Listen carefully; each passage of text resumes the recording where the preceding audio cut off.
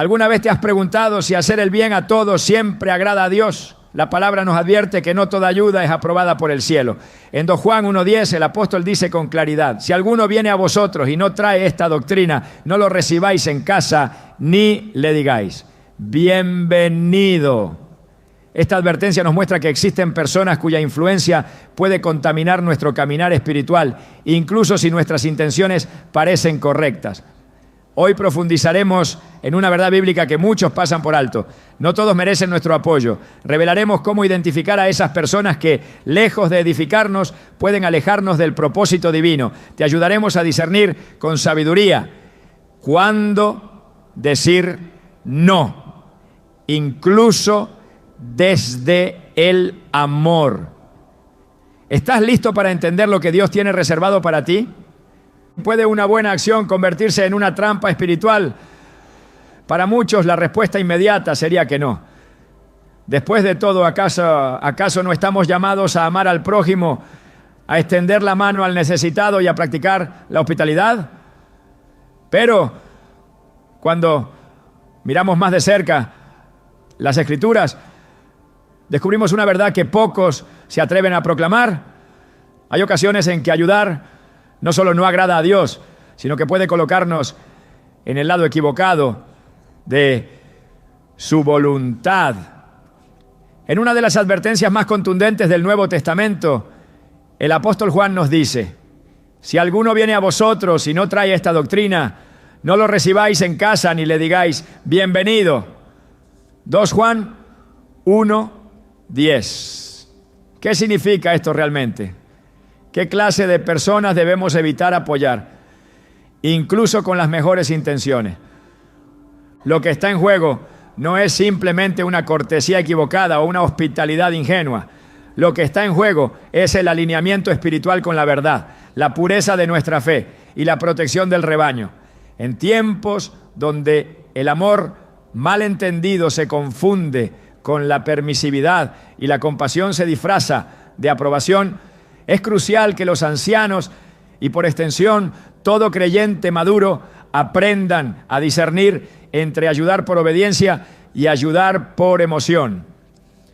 Este discernimiento no nace de un corazón frío o de una actitud elitista, sino de un compromiso radical con la santidad de Dios. Desde el principio, Dios estableció límites sagrados para su pueblo. En el Antiguo Testamento vemos cómo Israel fue llamado a mantenerse separado de las prácticas y costumbres de las naciones vecinas. No porque Dios fuera cruel o exclusivista, sino porque sabía que la cercanía con la corrupción lleva a la contaminación. En Deuteronomio 7:2-4, el Señor da instrucciones claras sobre no hacer alianzas con pueblos que sirven a otros dioses, advirtiendo: porque desviarán a tus hijos de en pos de mí y servirán a dioses ajenos, y el furor de Jehová se encenderá sobre vosotros y te destruirás pronto. Esta no era una sugerencia cultural, era una orden espiritual con implicaciones eternas. Pero en nuestros días, muchas veces el mandato de separación ha sido reemplazado por una mentalidad que exalta la inclusión sin discernimiento. No es extraño escuchar frases como Dios ama a todos, no debemos juzgar, o hay que recibir a todos sin excepción, ¿no? Y aunque hay una verdad parcial en estas afirmaciones, también hay un gran riesgo cuando se aplican fuera del contexto bíblico. La compasión sin verdad se convierte en complicidad, y la hospitalidad sin sabiduría puede ser una forma de traición al Evangelio. Jesús mismo, modelo supremo de amor y misericordia, fue selectivo en cómo y a quienes confiaba su tiempo y sus palabras más íntimas. En Juan 2:24-25 se nos dice: pero Jesús mismo no se fiaba de ellos porque conocía todos, y no tenía necesidad de que nadie le diese testimonio del hombre, pues él sabía lo que había en el hombre. Esta actitud de Jesús no era desconfianza humana, era discernimiento divino.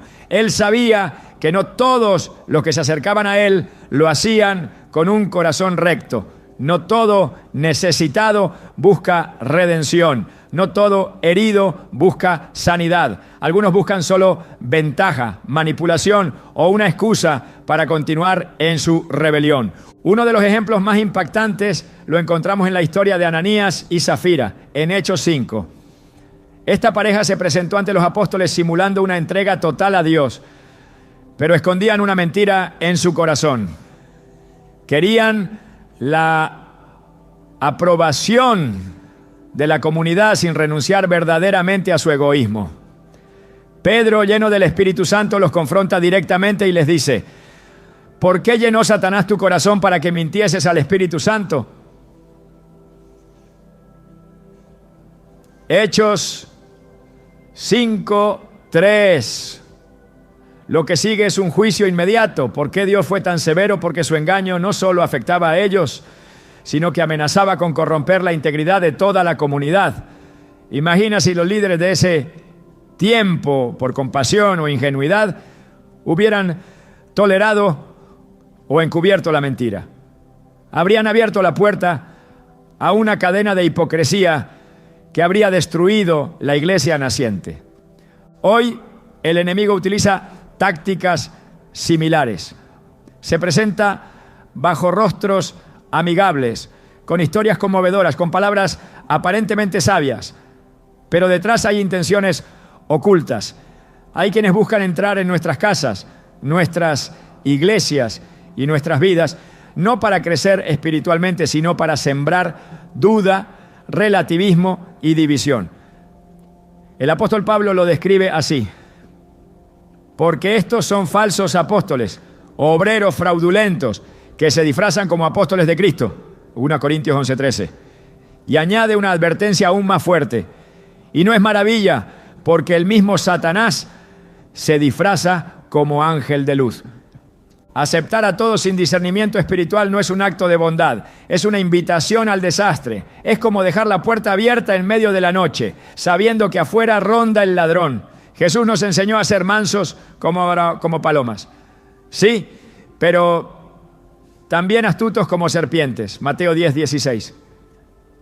¿Cómo se ve esto en la práctica? Se ve en la forma en que elegimos nuestras alianzas, en la manera en que discernimos los frutos, no solo las palabras, en la forma en que evaluamos si la presencia de alguien edifica nuestra fe o debilita nuestra obediencia.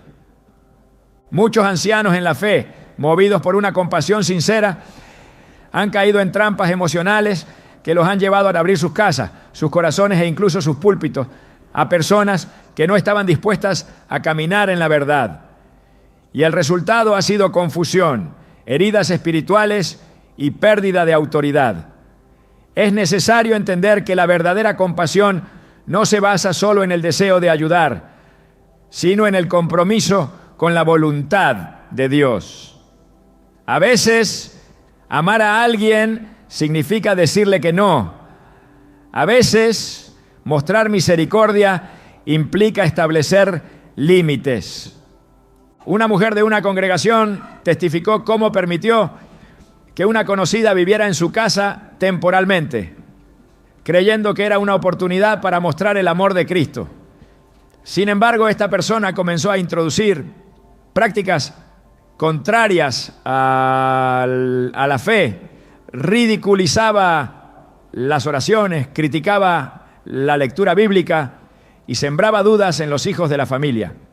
Al principio la anfitriona pensó que debía ser paciente, que quizás era solo una etapa de resistencia, pero la situación se agravó hasta que el ambiente espiritual de la casa se volvió tenso, pesado, apagado.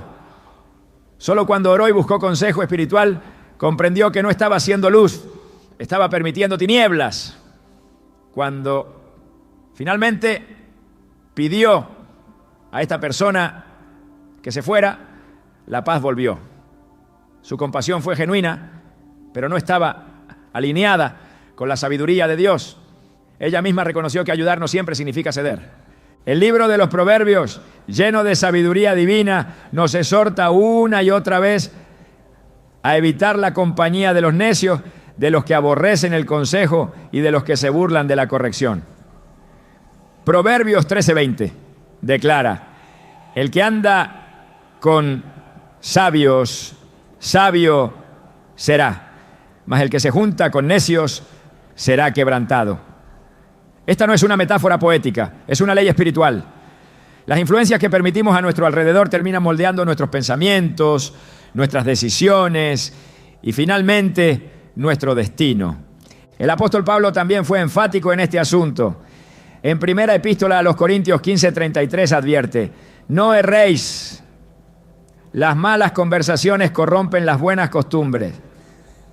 No importa cuán firme creas ser, si te rodeas constantemente de aquellos que rechazan a Dios, tarde o temprano comenzarás a justificar lo que antes rechazabas, a tolerar lo que antes te dolía y a callar lo que antes proclamabas con valentía. No se trata de vivir con miedo ni de levantar muros de superioridad. Se trata de establecer límites santos guiados por el Espíritu.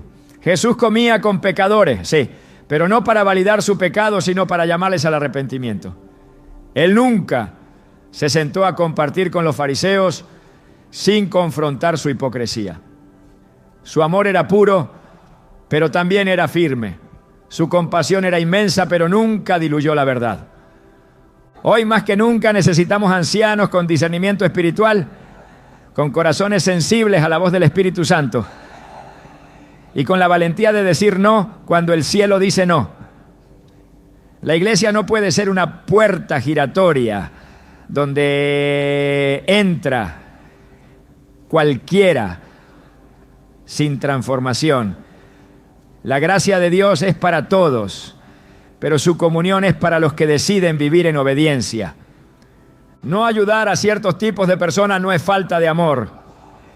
Es proteger la pureza del testimonio, la salud del hogar espiritual y la autoridad del Evangelio.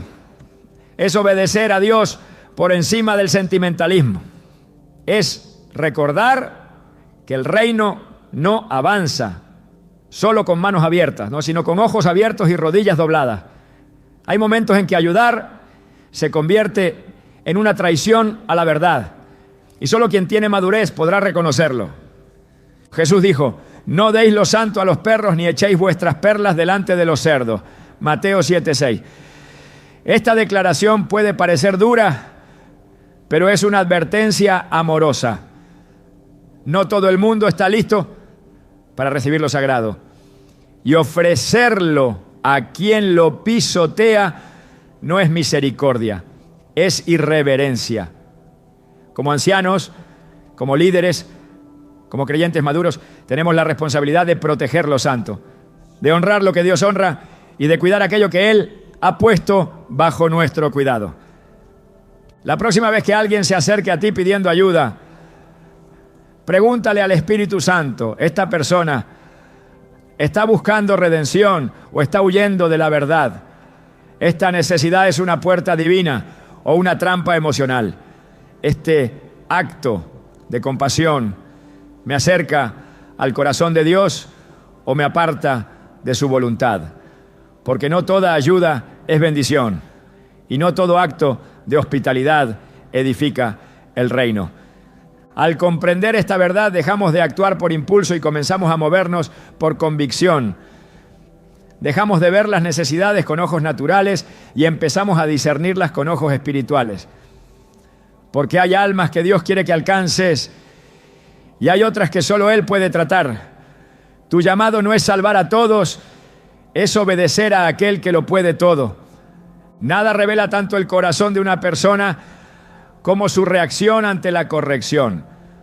La Biblia no solo celebra a quienes aman la reprensión, sino que señala con severidad a quienes la desprecian. El rechazo a la corrección no es una simple actitud negativa, es una evidencia clara de orgullo, de rebelión interior y de insensibilidad espiritual. Proverbios 15:10 declara: la corrección es molesta al que deja el camino, y el que aborrece la reprensión morirá. No se trata de una advertencia simbólica, sino de una sentencia espiritual. El que aborrece la corrección se encamina a la muerte, porque se aparta del único camino que conduce a la vida, la verdad revelada por Dios. Desde el principio Dios ha tratado con su pueblo a través de la instrucción, la advertencia y la corrección. El objetivo nunca ha sido castigar por castigar, sino redirigir al extraviado, restaurar al caído y purificar al impuro. Sin embargo, cuando una persona cierra su corazón a la voz que corrige, lo que realmente está haciendo es cerrar su oído a Dios mismo. Zacarías 7, 11, 12 lo explica con claridad, pero no quisieron escuchar. Antes volvieron la espalda y taparon sus oídos para no oír, y pusieron su corazón como diamante para no oír la ley ni las palabras que Jehová de los ejércitos enviaba por su espíritu. Esta imagen de un corazón endurecido como piedra preciosa no habla de belleza, sino de una resistencia peligrosa que termina provocando juicio. Dios siempre ha utilizado la corrección como un acto de amor. Hebreos 12:6 lo afirma, porque el Señor al que ama disciplina y azota a todo el que recibe por hijo. El problema no está en la corrección, sino en cómo se recibe. El sabio se vuelve más sabio cuando es corregido. El necio se ofende, se aleja y se endurece. Y cuando un necio endurecido recibe ayuda, lo que realmente se está fortaleciendo es su arrogancia. Alguien que ha rechazado la corrección no necesita consuelo, necesita quebrantamiento. Extenderle apoyo sin discernimiento no lo lleva al arrepentimiento, lo afirma en su pecado. Por esta razón, las Escrituras son claras en cuanto al trato con personas que no aceptan ser instruidas. Proverbios 9, 7 a 8 dice: el que corrige al escarnecedor se acarrea afrenta, el que reprende al impío se atrae mancha. No reprendas al escarnecedor para que no te aborrezca. Estas palabras no son una invitación al silencio, sino una advertencia sobre el terreno estéril, donde la verdad no puede echar raíces. Hay quienes se han posicionado en tal rebeldía que corregirlos es como echar semillas sobre piedra. Insisten en su propio camino, rechazan el consejo, menosprecian la autoridad espiritual y sin embargo exigen apoyo, respeto y compañía. Muchos ancianos en la fe, deseando actuar con misericordia, se sienten tentados a mantener relaciones con estas personas bajo la esperanza de que con el tiempo cambiarán. Pero el patrón bíblico es diferente. Tito 3:10 lo establece con firmeza. Al hombre que cause divisiones, después de una y otra amonestación, deséchalo. Esta acción no es fruto de la impaciencia, sino de la fidelidad al modelo divino. Dios da oportunidad de arrepentimiento, pero no tolera indefinidamente la terquedad disfrazada de espiritualidad. Jesús mismo tuvo encuentros con personas que rehusaban toda forma de corrección. Los fariseos y escribas eran religiosos consumados, conocedores de la ley, pero se resistían a todo llamado al arrepentimiento. En Mateo 23, Jesús les dirige una serie de ayes que desenmascaran su hipocresía. Una y otra vez les advierte de su ceguera espiritual, pero ellos prefieren mantener su fachada antes que dejarse transformar. Mateo 23, 27 dice: ay de vosotros, escribas y fariseos, hipócritas, porque sois semejantes a sepulcros blanqueados, que por fuera a la verdad se muestran hermosos, mas por dentro están llenos de huesos de muertos y de toda inmundicia. Esta reprensión no fue por desconocimiento, sino por resistencia. Rechazaban la verdad porque desafiaba su orgullo. Lo más grave es que este tipo de personas, al ser aceptadas y acogidas por los líderes del pueblo de Dios, terminan propagando su actitud de desprecio por la corrección. Su influencia es corrosiva, contagian con su murmuración, con su resistencia a la autoridad, con su rechazo a todo lo que confronte su estilo de vida. 2 Timoteo 3:8 compara a estos con Janes y Jambres, quienes resistieron a Moisés. Dice así: De la misma manera que Janes y Jambres se opusieron a Moisés, también estos se oponen a la verdad. Son personas de mente depravada, reprobadas en cuanto a la fe. Este nivel de oposición ya no es ignorancia, es insubordinación espiritual. Aceptar a personas así dentro del círculo de confianza, acogerlas con normalidad en la comunión cristiana o mantenerlas en una posición cercana sin confrontar su conducta, no solo es imprudente, es peligrosamente desobediente. La iglesia de Corinto cayó en un error similar. En primera carta a los Corintios 5:5, Pablo reprende a los creyentes por tolerar a un hombre que vivía en pecado grave sin arrepentirse. El apóstol es tajante. ¿No sabéis que un poco de levadura leuda toda la masa? Bill Six. El mandato apostólico no fue tolerancia ni diálogo prolongado, fue separación inmediata. Quitad pues a ese perverso de entre vosotros. Bime ese Padimunri. Este principio sigue vigente. La corrección es un filtro que revela el verdadero estado del corazón. El que se humilla recibe gracia. El que se endurece se aparta de la luz. Y si quienes son maduros en la fe no ejercen un discernimiento santo, terminan validando el camino del rebelde. La corrección no es opcional para quien desea crecer. Proverbios 12. Uno lo dice con contundencia. El que ama la instrucción ama el conocimiento, mas el que aborrece la reprensión es ignorante. En su forma original en hebreo, este término incluso lleva una carga más fuerte. Insensato, animal sin entendimiento. No es un insulto, es un diagnóstico espiritual.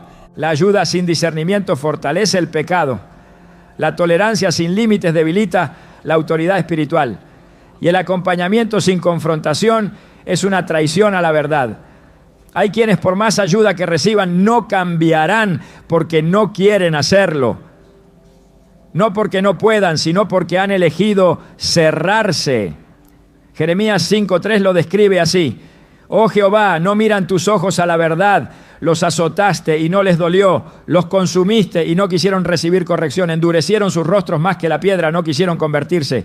Dios no bendice toda obra de ayuda, Él bendice la obediencia. Hay momentos en que callar es pecado, pero también hay momentos en que insistir es necedad. Jesús instruyó a sus discípulos diciendo: y si alguno no os recibiere ni oyere vuestras palabras, salid de aquella casa o ciudad y sacudid el polvo de vuestros pies. Mateo 10:14. Esta acción no era rechazo humano, era un acto profético, una señal de separación, de juicio espiritual sobre la terquedad voluntaria. La corrección no tiene sentido para quien ha hecho del orgullo su bandera. Por eso, el consejo de Proverbios 26:4-5 es tan relevante. No respondas al necio de acuerdo con su necedad, para que no seas tú también como él. Responde al necio como merece su necedad, para que no se estime sabio en su propia opinión. No todo el que parece buscar ayuda desea ser transformado. Muchos quieren aprobación, no redención. Y cuando el anciano en la fe ofrece apoyo sin confrontación, se vuelve cómplice involuntario de esa insensatez. A lo largo de las Escrituras vemos que los hombres y mujeres que caminaron con Dios no dudaron en separarse de aquellos que rechazaban la reprensión divina.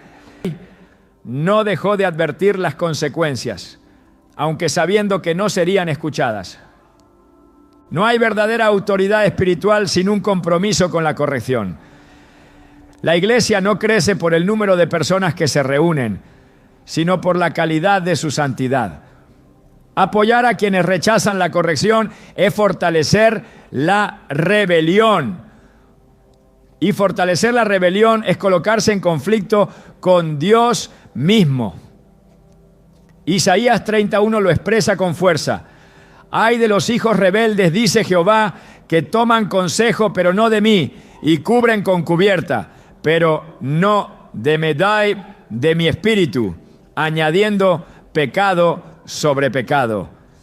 Este no es un mensaje de exclusión, es un llamado urgente al discernimiento. El amor verdadero no apoya el pecado ni suaviza la verdad.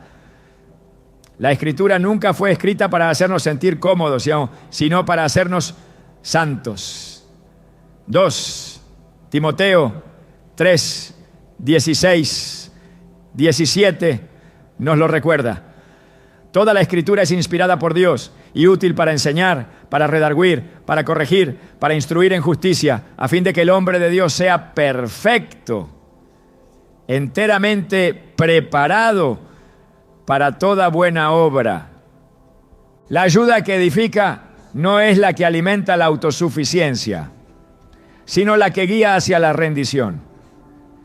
Y donde no hay disposición para recibir la corrección, tampoco debe haber plataforma para el acompañamiento, porque el verdadero acompañamiento comienza en la cruz, en el quebrantamiento, en la renuncia al yo. Sin eso, cualquier intento de ayuda se vuelve una excusa para prolongar el orgullo. Si alguien rechaza la corrección una y otra vez, está eligiendo su propio juicio. Y quien lo acompaña sin discernimiento está caminando fuera del diseño divino. Dios no llama a los ancianos para complacer a todos, sino para proteger la verdad. Y proteger la verdad requiere valentía, firmeza y una obediencia que no negocia con el pecado. Solo así se honra a Dios, se edifica la iglesia y se glorifica la cruz. Hay rostros que lloran, pero no por quebranto. Hay voces que suplican, pero no buscan redención. Y hay manos que se extienden, no para ser levantadas, sino para controlar. En el reino de Dios, la necesidad no es sinónimo automático de santidad, ni toda súplica es fruto del dolor sincero. La manipulación espiritual se disfraza con el manto de la necesidad para mover emociones, doblegar voluntades y ganar poder. No es nueva esta estrategia. Ha sido usada desde el Edén, cuando la serpiente apeló a la falta de algo para despertar desobediencia. Con que Dios os ha dicho, Génesis 3:1. Allí nació el arte de distorsionar el deseo, de usar la carencia como excusa para la rebelión. La necesidad verdadera clama a Dios. La necesidad manipuladora exige del hombre. Una busca gracia, la otra exige atención. Una se postra, la otra demanda. Cuando un anciano en la fe confunde estas dos voces, corre el riesgo de entregar recursos sagrados a propósitos oscuros. Por eso es necesario discernir cuándo la ayuda se convierte en instrumento para sostener una agenda que no viene del cielo. La palabra de Dios está llena de advertencias sobre los que tuercen la compasión ajena para beneficiarse a sí mismos. En 2 Pedro 2:3 se nos revela que por avaricia harán mercadería de vosotros con palabras fingidas.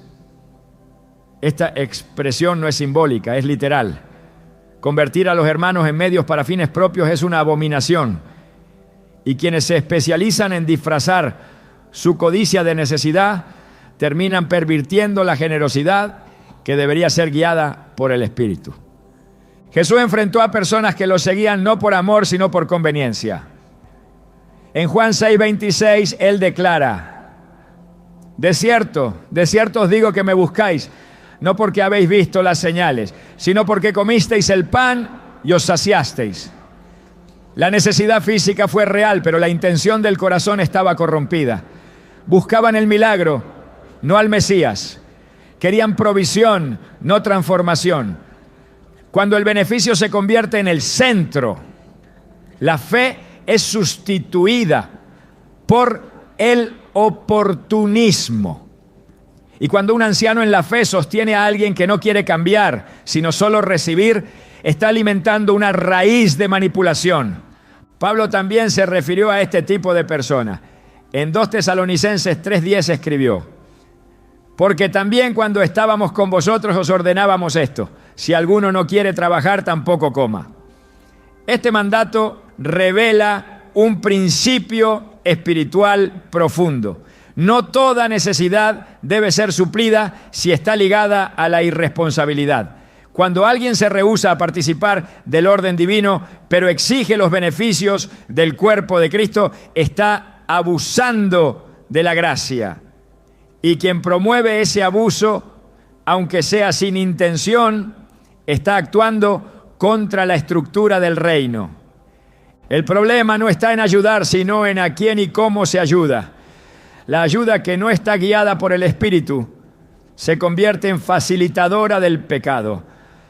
El amor no se expresa solo en dar, también en discernir. En el libro de Hechos, capítulo 8, se nos presenta a Simón el mago. Este hombre vio los milagros, quedó maravillado por el poder de Dios y ofreció dinero a los apóstoles para recibir el mismo don. Su petición surgió de una aparente admiración, pero fue corregida con dureza por Pedro. Tu dinero perezca contigo porque has pensado que el don de Dios se obtiene con dinero. Hechos 8:20. Simón no pedía alimento ni ropa, pedía algo espiritual, pero su corazón buscaba influencia. Usó su necesidad como disfraz para ocultar su ambición. Si Pedro hubiera respondido con empatía emocional en lugar de discernimiento profético, habría bendecido un corazón no regenerado. El discernimiento es esencial porque hay quienes usan la necesidad como argumento para entrar, permanecer y dominar. Pablo advirtió en Romanos 16, 17 a 18 sobre los que causan divisiones con palabras suaves y lisonjeras, engañando los corazones de los ingenuos. Sus discursos son cuidadosamente diseñados para despertar compasión, generar culpa y movilizar la ayuda. Pero detrás de esas palabras hay una agenda que contradice el Evangelio. Uno de los textos más reveladores sobre este tema se encuentra en Miqueas 3:11, donde se expone el comportamiento de líderes que juzgan por cohecho y sus sacerdotes enseñan por precio y sus profetas adivinan por dinero. Esta distorsión de la necesidad ministerial lleva al pueblo a creer que todo tiene un precio y que el respaldo espiritual puede comprarse o ganarse con palabras dulces. Cuando se pierde el temor de Dios, la necesidad se convierte en teatro y la manipulación se establece como norma. La necesidad puede ser una puerta al quebrantamiento, pero también puede convertirse en una excusa permanente para evitar la transformación. Hay quienes viven en ciclos continuos de crisis, no porque el enemigo los ataque, sino porque rehúsan aplicar principios divinos. Y cuando alguien se resiste a cambiar, pero insiste en que se le asista, está utilizando su carencia como herramienta de control. La verdadera necesidad se humilla ante Dios. La falsa necesidad intenta gobernar a los hombres.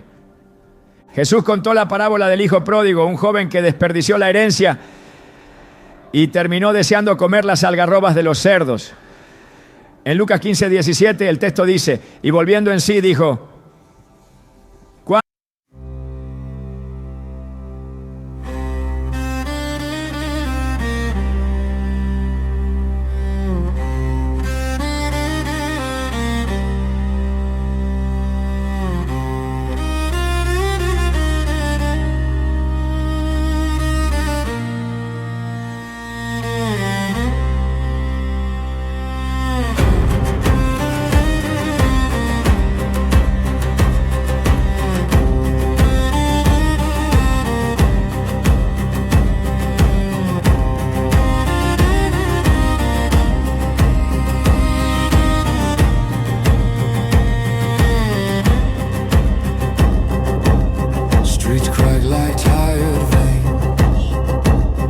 ¿cuántos jornaleros en casa de mi padre tienen abundancia de pan?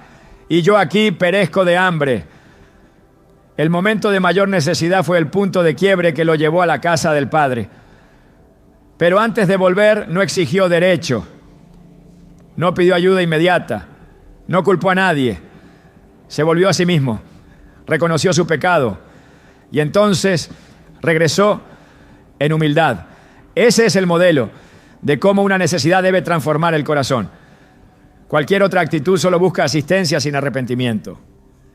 En el contexto espiritual, la manipulación disfrazada de necesidad se presenta con múltiples rostros. Algunos se cubren con humildad fingida, otros con lenguaje religioso, pero todos buscan lo mismo: control. El apóstol Juan dijo en 3 Juan 1:9 a 10 que un tal Diótrefes, al que le gusta tener el primer lugar entre ellos, no nos recibe. Este hombre no era pobre, ni estaba necesitado materialmente, pero sí usaba su posición para rechazar a los verdaderos siervos de Dios y mantenerse en el centro. Esa también es una forma de manipulación. Un corazón que no permite corrección, pero exige atención, revela que su verdadera necesidad no es material, sino espiritual.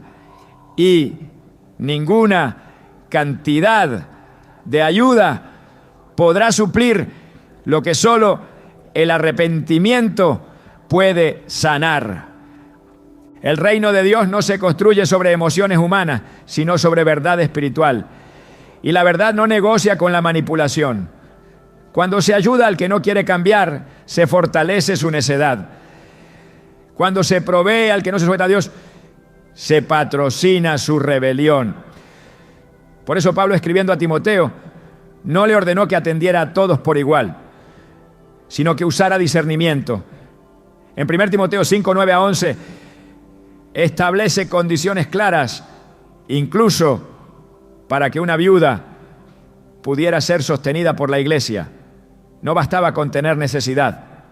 Había que tener testimonio, fidelidad, buenas obras, porque Dios no bendice la apariencia, bendice la obediencia. Todo acto de ayuda debe pasar por el filtro del Espíritu Santo. No basta que alguien diga que sufre, es necesario saber por qué sufre y hacia dónde se dirige. Si la ayuda impide que el corazón sea confrontado, se convierte en piedra de tropiezo. Si se ofrece consuelo sin verdad, se alimenta el engaño. El Señor dijo en Isaías 1:23, tus príncipes rebeldes y compañeros de ladrones, todos aman el soborno y van tras las recompensas. No hacen justicia al huérfano, ni llega a ellos la causa de la viuda. Esta crítica no es solo contra los impíos, sino contra los que, bajo el nombre de ayuda, buscan provecho o aprobación. La responsabilidad de los ancianos no es complacer a todos, sino proteger la pureza del cuerpo. No todo el que pide debe recibir, no todo el que suplica debe ser acogido. El Señor ve el corazón y ha dejado su palabra como lámpara para nuestros pies. El discernimiento no es una opción para los maduros en la fe, es una necesidad urgente, porque muchos se han infiltrado con palabras suaves y miradas dolientes, pero han destruido comunidades enteras con sus actitudes manipuladoras. Judas Iscariote caminó con Jesús, participó de los milagros, fue testigo de la gloria, pero su corazón estaba en el dinero. Y cuando llegó el momento, vendió al maestro por 30 piezas de plata. ¿Cuántas veces una aparente necesidad oculta un espíritu traidor? El apóstol Pablo fue claro en sus epístolas. La ayuda es parte del ministerio, pero no puede sustituir la verdad. No se puede edificar lo santo sobre cimientos podridos. La manipulación no se combate con sensibilidad humana, sino con la espada del Espíritu. El que usa su dolor como herramienta de dominio no está listo para ser levantado. Primero debe ser quebrado y solo entonces podrá recibir restauración verdadera. La iglesia está llamada a ser un refugio para los quebrantados, no un escenario para los manipuladores. El ministerio de ayuda es sagrado, pero solo es eficaz cuando está bajo la dirección del Espíritu Santo. La compasión sin dirección espiritual se convierte en una trampa. La ayuda sin discernimiento en un canal de destrucción. Los ancianos que gobiernan bien no solo oran, también examinan. No solo escuchan, también disciernen. Y si la voz que suplica está cargada de exigencia, de control o de manipulación, la respuesta no debe ser ayuda inmediata, sino confrontación clara. Porque antes de levantar es necesario desarraigar la mentira. Antes de edificar hay que limpiar el terreno. Y antes de extender la mano hay que asegurarse de que el corazón esté vuelto hacia Dios. Nada puede dividir una comunidad de fe más rápidamente que una lengua suelta disfrazada de sinceridad. Hay quienes con palabras suaves destruyen lo que tomó años levantar con argumentos disfrazados de preocupación, abren grietas que se vuelven abismos. Con una sonrisa que aparenta humildad, siembran semillas de desconfianza que contaminan todo lo que tocan. La Escritura no se refiere a estas personas con ligereza. Los llama sembradores de discordia y dice que Dios los aborrece. Proverbios 6, 16 a 19 es uno de los textos más severos en cuanto a la actitud de Dios frente al pecado. Y en esa lista de 7 cosas que Él aborrece, hay una que aparece al final como una culminación peligrosa. El que siembra discordia entre hermanos. Este no es simplemente un comportamiento molesto o desafortunado, es una acción que provoca el rechazo activo del Señor. Y si Dios lo aborrece, ¿cómo podría alguien maduro en la fe prestarle oído, extenderle apoyo o incluso mostrarle cercanía sin discernimiento? Las divisiones no comienzan con actos violentos, no, sino con susurros. Comienzan con frases cuidadosamente seleccionadas que parecen preocupadas pero están cargadas de veneno. Un sembrador de discordia no necesita levantar la voz, solo necesita sembrar la duda correcta en el corazón equivocado. ¿Tú también sentiste que no te escucharon? Yo no sé, pero algo me dice que él ya no es el mismo. Tal vez deberíamos hablar entre nosotros antes de decirle algo al pastor. Estas no son simples opiniones, son pequeñas grietas que ensanchan el corazón del pueblo hasta quebrarlo. La palabra no ignora este tipo de contaminación interna. En Judas 1, 16 a 19 se describe a los que causan divisiones, los sensuales que no tienen al Espíritu. Y más adelante exhorta: pero vosotros, amados, edificando sobre vuestra santísima fe, porque donde hay división no hay edificación, donde hay murmuración no hay crecimiento, y donde un sembrador de discordia es acogido, el enemigo encuentra terreno fértil para corroer la unidad que el Espíritu Santo formó con tanto esmero. En el cuerpo de Cristo la unidad no es una emoción, es un mandato.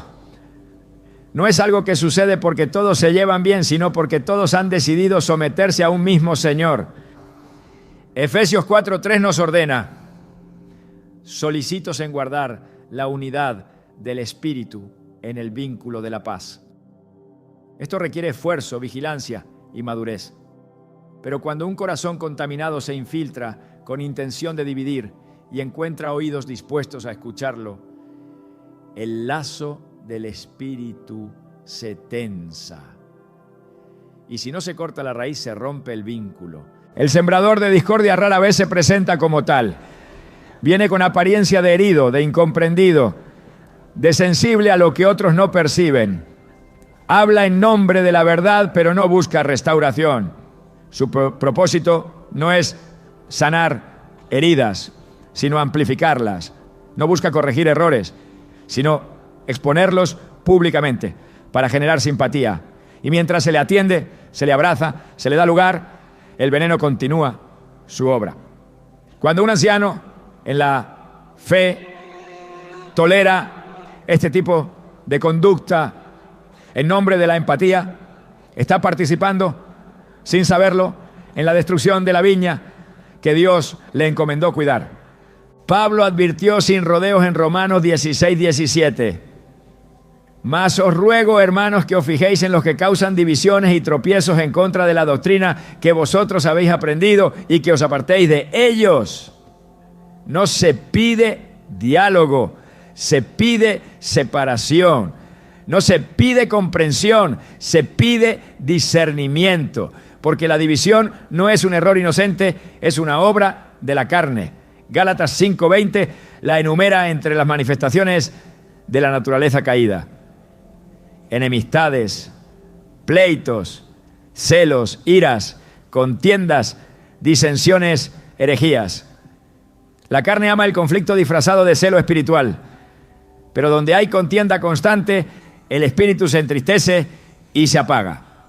Una iglesia dividida no puede avanzar. Una comunidad desgastada por la murmuración no puede florecer. La discordia paraliza los dones, enfría la adoración y destruye la confianza. Y cuando no se confronta a tiempo, crece con fuerza desmedida. Pablo, al escribir a los Corintios, tuvo que lidiar con esta realidad. Algunos decían ser de Pablo, otros de Apolos, otros de Cefas. Y en primera a los Corintios 1:13 pregunta con indignación: ¿está dividido Cristo? No había en su tono una preocupación liviana, sino una alarma espiritual ante el peligro de una comunidad que perdía el enfoque por causa del espíritu de división. Dios es Dios de orden. Su diseño para la iglesia no es la opinión libre sin sujeción, sino la unidad en la diversidad bajo la cabeza que es Cristo. Los dones no compiten entre sí, se complementan. Las funciones no se anulan, se alinean. Pero el sembrador de discordia busca destacar diferencias, exagerar fallas y dividir lo que Dios unió. Su herramienta más eficaz es la ofensa no resuelta. Y si encuentra terreno fértil en un corazón herido, lo convierte en canal de queja constante que desintegra lo que debería consolidar. El libro de Números ofrece una de las imágenes más contundentes sobre el resultado de permitir divisiones internas. Coré, Datán y Abiram se levantaron contra Moisés, cuestionando su liderazgo y provocando una rebelión que arrastró a cientos. Alegaban representar al pueblo, pero en realidad respondían a su propia ambición. Dios no trató este asunto con tolerancia. En Números 16:31 a 33, la tierra se abrió y los tragó vivos. Porque el que se rebela contra la autoridad establecida por Dios no solo está desafiando al hombre, está desafiando al trono mismo. El anciano que permite que una voz divisiva tenga influencia está olvidando que fue llamado a velar por el rebaño, no a consentir al lobo. La Escritura es clara en cuanto al rol pastoral: proteger, alimentar, corregir. Y cuando un miembro del cuerpo se convierte en una fuente constante de división, debe ser confrontado con firmeza. Y si no hay arrepentimiento, apartado. No por castigo, sino por protección. Porque la unidad del cuerpo es más importante que la sensibilidad de un miembro que no quiere someterse. Jesús oró por la unidad de sus discípulos antes de ser entregado. En Juan 17:21 suplicó: para que todos sean uno, como tú, oh Padre, en mí y yo en ti. La unidad no es una opción sentimental, es el reflejo de la naturaleza divina. Y todo lo que atenta contra esa unidad es contrario al corazón del Padre. Por eso, el que siembra discordia no solo hiere a sus hermanos, también hiere al Dios que los unió. No toda opinión debe ser compartida, no todo malestar debe ser divulgado, no toda inconformidad debe convertirse en conversación colectiva. El reino de Dios se sostiene sobre fundamentos de verdad, no sobre círculos de queja. Si un hermano tiene algo contra otro, Jesús estableció el camino en Mateo 18:15. Ve y repréndele estando tú y él solos. Pero el sembrador de discordia ignora este mandato. Prefiere hablar con todos menos con el involucrado, porque su intención no es resolver, sino dividir. Cuando la corrección se convierte en un espectáculo, pierde su propósito. Cuando la preocupación se convierte en crítica constante, deja de ser ayuda. Y cuando la exhortación se separa de la verdad y del amor, se convierte en instrumento del enemigo. La discordia no florece en la luz, se alimenta en la sombra. Por eso quien desea vivir en la verdad debe rechazar la murmuración en todas sus formas. Debe cerrar el oído a las voces que vienen disfrazadas de preocupación, pero esconden veneno. Y debe recordar que el que escucha sin discernir participa del mismo pecado. El sembrador de discordia no necesita destruir una iglesia en un solo acto. Le basta una palabra bien colocada, una insinuación bien dirigida, una queja repetida con frecuencia. Cada frase se vuelve un dardo, cada sugerencia una grieta. Y si el liderazgo espiritual no discierne, el veneno se dispersa. Cuando la unidad se rompe, el avance cesa, el pueblo pierde dirección y la gloria se detiene. Dios no puede habitar donde reina la división. Su presencia requiere un corazón unánime, un cuerpo consagrado, una comunidad decidida a mantener el vínculo del amor. Si alguien insiste en sembrar cizaña, debe ser tratado como la cizaña. ¿Qué es cizaña? ¿Qué? Identificado, confrontado y removido si no se arrepiente. Porque lo que está en juego no es la comodidad de unos pocos, sino la salud de muchos. La paz no se negocia, se guarda con celo. Y todo lo que la amenaza debe ser enfrentado con verdad. Cuando el Espíritu de Dios se mueve en una congregación, lo hace en medio de corazones unidos, de voluntades sometidas, de relaciones restauradas. Pero si el ambiente se llena de crítica, sospecha y desconfianza, la nube se detiene. Y lo que antes era avivamiento se convierte en rutina. Porque Dios no unge el conflicto, unge la obediencia, no respalda el orgullo, respeta la humildad, no se complace en la multitud si está dividida, se complace en la manente que ha decidido caminar como uno solo. El llamado a los ancianos es claro: no toleren al sembrador de discordia, no lo justifiquen, no lo escuchen, no lo abracen sin confrontación, porque al hacerlo están debilitando la estructura espiritual que Dios les encomendó cuidar.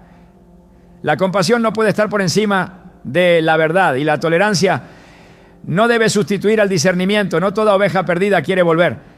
Algunas prefieren arrastrar a otras con ellas. Y si el pastor no vigila, el lobo entra con piel de herido y devora lo que pudo haber sido preservado. Hay palabras que hieren, otras que engañan, pero hay unas que provocan juicio, las que se levantan contra el nombre de Dios. La blasfemia no es un simple desacuerdo, es una agresión directa contra la santidad. No se trata de un error de lenguaje o de ignorancia circunstancial.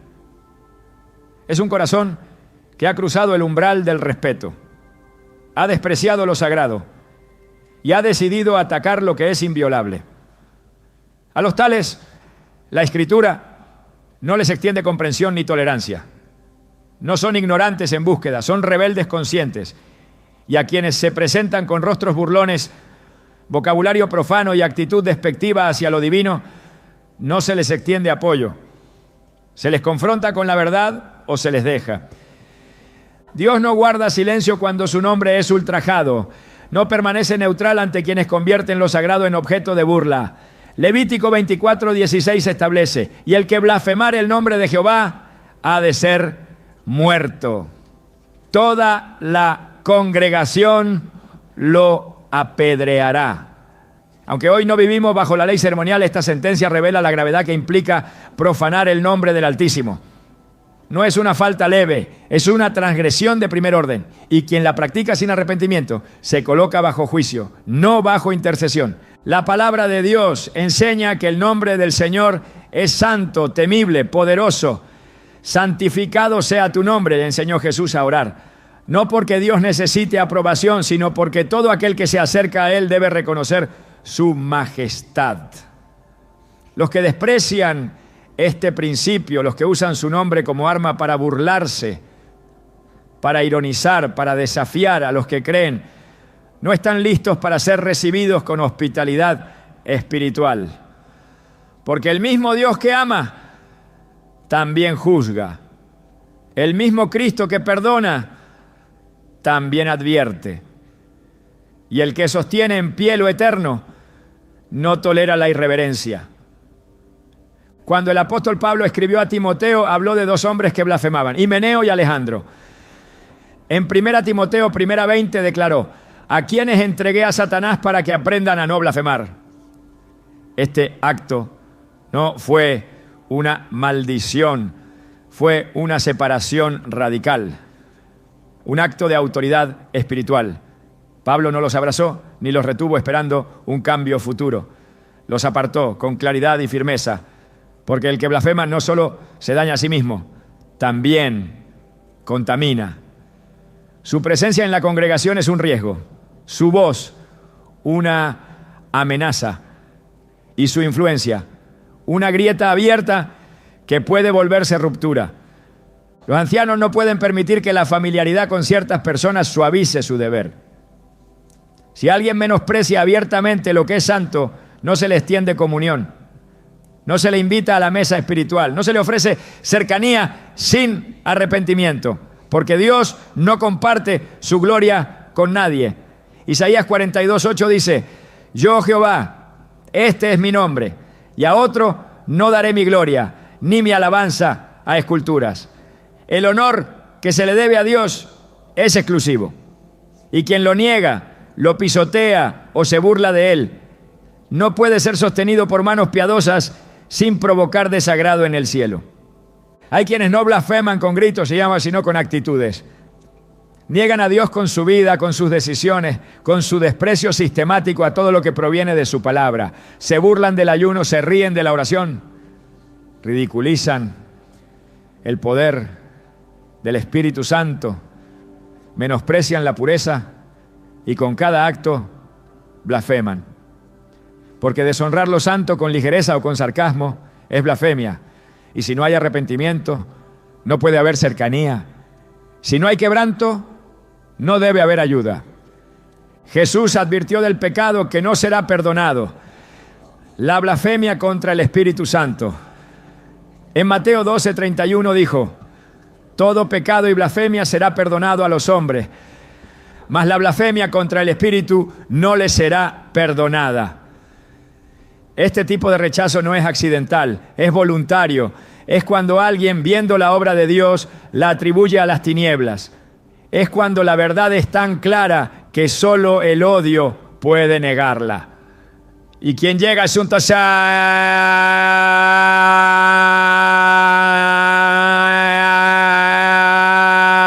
necesita que lo abracen, necesita ser dejado para que si aún hay un remanente de sensibilidad en su alma, el temor de Dios lo alcance antes de que sea demasiado tarde.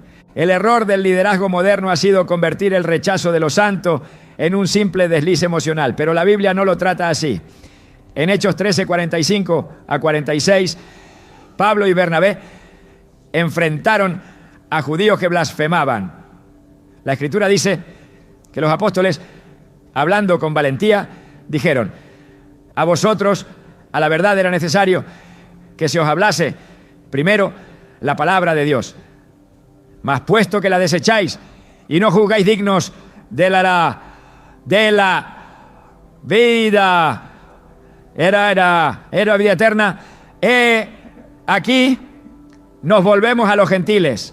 No hubo debate, no hubo tolerancia, hubo una separación clara, necesaria, espiritual. Un anciano no debe ser tibio cuando el nombre de Dios es atacado. No debe permitir que la irreverencia encuentre refugio en su presencia. No debe ofrecer respaldo a quien insulta lo que el cielo defiende. Porque si Dios no tolera la blasfemia, tampoco lo puede hacer quien representa su autoridad. No es dureza, es santidad, no es rechazo personal, es obediencia a un llamado superior. El nombre de Dios debe ser temido, reverenciado, exaltado. Y quienes lo menosprecian si no se arrepienten, deben ser evitados, porque la honra al cielo no se negocia. Y cuando el corazón ha decidido despreciar lo eterno, la responsabilidad del siervo no es insistir, es discernir. No es proteger al rebelde, es preservar la gloria. Cuando la luz y las tinieblas se enfrentan, no hay pacto posible. La separación no es un capricho humano, es una instrucción divina. No es orgullo, es obediencia. No es indiferencia, es santidad. Dios ha establecido desde el principio que lo santo no debe mezclarse con lo profano. Y quien desea caminar con Él debe aprender a tomar distancia de lo que contamina, incluso si esa separación duele.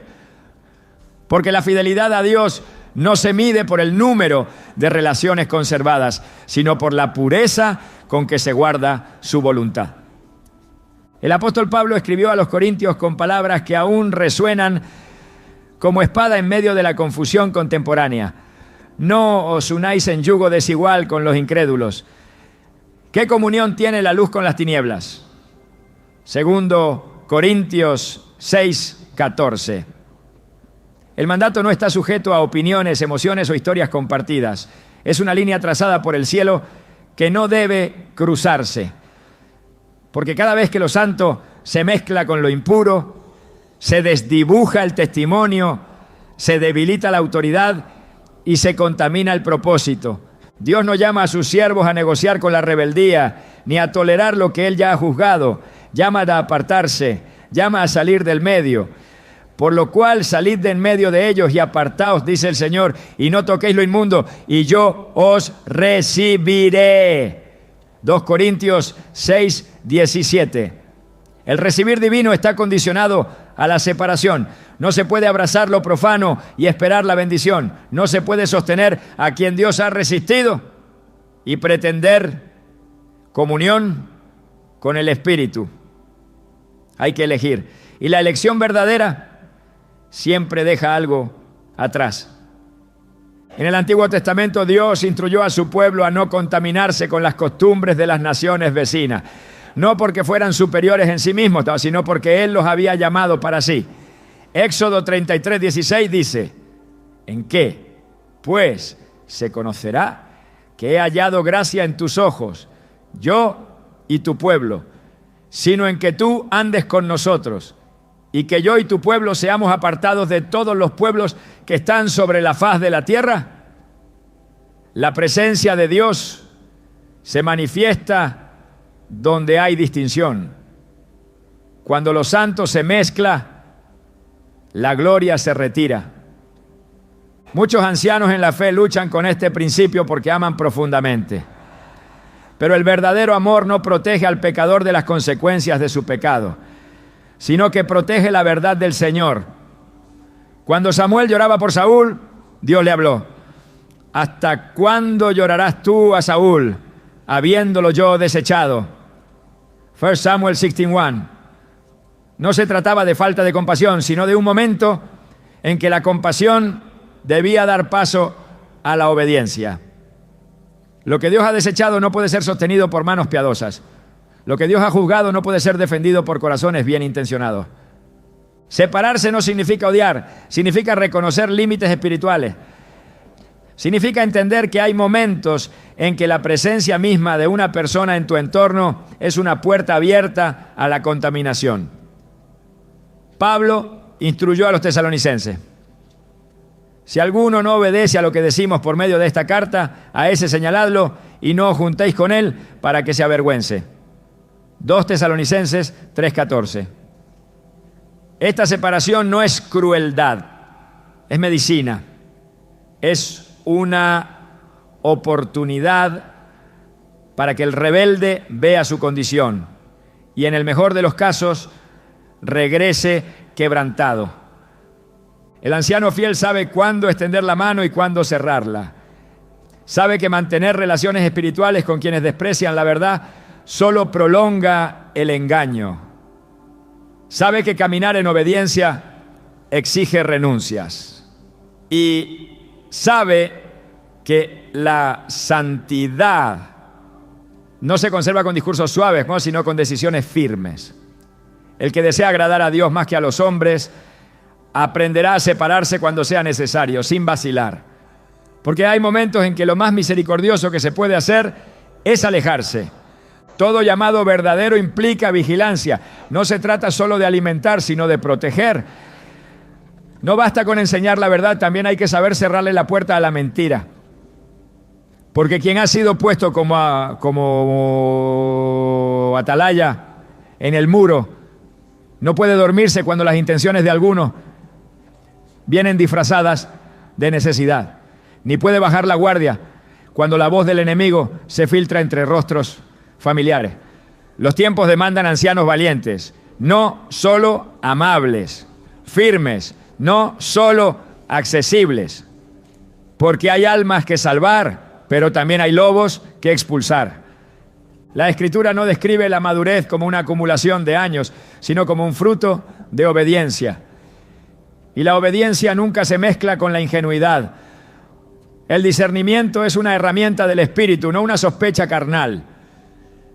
Es la capacidad de ver más allá de lo visible, de percibir lo que se esconde detrás del discurso, de identificar qué voz está hablando, aunque use versículos para disfrazarse. Porque no todo el que cita la palabra vive en ella, y no todo el que se acerca con reverencia honra realmente al Señor. Los ancianos que agradan a Dios no son los que complacen a todos, sino los que guardan el diseño. No están llamados a llenar templos, sino a preservar la gloria. No deben edificar relaciones a costa de la verdad, sino construir sobre roca, aunque eso signifique momentos de soledad. Hay caminos que se despejan cuando algunos se van. Hay atmósferas que se limpian cuando ciertas voces se silencian. Y hay tiempos que solo comienzan cuando termina la tolerancia con lo que el cielo ya ha rechazado. Dios está levantando hombres y mujeres de autoridad espiritual que no necesitan gritar para ser escuchados, porque su vida grita santidad. Que no necesitan explicar su separación, porque su discernimiento es suficiente. Que no se dejan manipular por lágrimas ni por historia compartida, sino que se sostienen por convicción.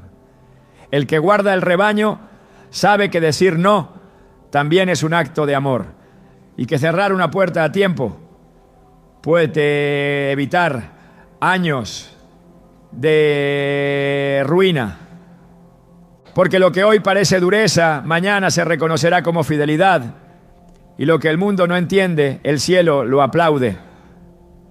Así se honra el llamado, así se protege la casa, así se permanece firme hasta el final,